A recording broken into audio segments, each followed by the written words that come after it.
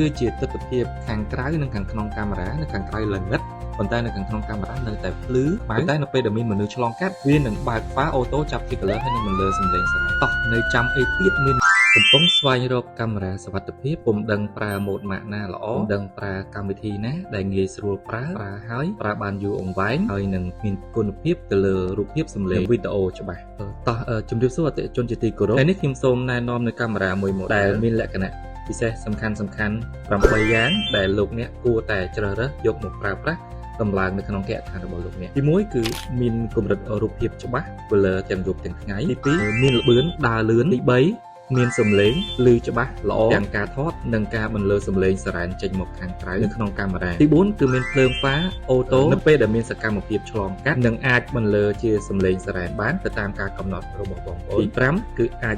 បិទទាំងពាណិជ្ជកម្មជាទូទៅគឺ app ផ្សេងតែងតែមានទាំងពាណិជ្ជកម្ម load មកហើយយើងអត់មានកន្លែងបិទប៉ុន្តែសម្រាប់ app ICC មានលក្ខណៈពិសេសត្រង់ថាយើងអាចចូលទៅក្នុង setting ដើម្បីបិទទាំងពាណិជ្ជកម្មកុំឲ្យវា load បាននៅពេលដែលយើងចូលទៅបើកកាមេរ៉ាទី6ចាប់ទៅពីដានក៏បានចាប់ទៅជញ្ជាំងក៏បានដោយយើងធ្វើការផ្លាស់ប្ដូរជើងទម្រផនកាមេរ៉ាទី7គឺជាប្រភេទដែលធន់ជាមួយនឹងអាកាសធាតុធ្ងន់ៗដោយសារកាមេរ៉ាមានមាឌធំសមស្របទៅនឹងអាកាសធាតុធ្ងន់ៗនិងអាកាសធាតុខាងក្រៅផ្ទះបានអញ្ចឹងបងប្អូនអាចយកទៅដាក់ខាងក្នុងផ្ទះក៏បានខាងក្រៅផ្ទះក៏បានគឺជាកាមេរ៉ាដែលពុំសូវរើសទីតាំងនិងលក្ខខណ្ឌអាកាសធាតុទី8មានការធានាទៅលើគុណភាពទៅលើម៉ាស៊ីនកាមេរ៉ារយៈពេល1ឆ្នាំហើយនឹងតម្លៃសមរម្យយើងអាចកំណត់ឲ្យវាស្រែកសំឡេងសារ៉ែននៅពេលដែលមានមនុស្សឆ្លងកាត់ឬមួយក៏បើកភ្លើងសារ៉ែនបន្ថែមក៏បានមានមុខងារ control ទៅលើ far រហូតដល់3ប្រភេទប្រភេទទី1គឺ full live មានន័យថា color ទាំងយប់ទាំងថ្ងៃប្រភេទទី2គឺ night vision មានន័យថានៅពេលយប់យើងអត់ចង់បើក far ឲ្យភ្លឺ